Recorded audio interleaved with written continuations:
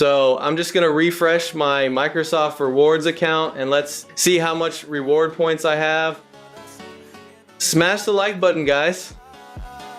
I currently have over 51,000 Microsoft reward points in my account, which I got for free, by the way. This method works for both iOS and Android. Just open your Chrome browser on your device and go to gemtosa.com. It will bring you to this page. And all you simply need to do is scroll down the page until you find the Microsoft Reward Points event. Then click on it.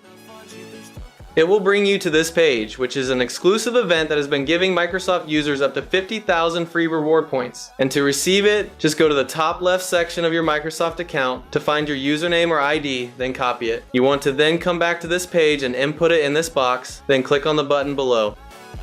It will then begin a search for your account in order to bind the reward points successfully.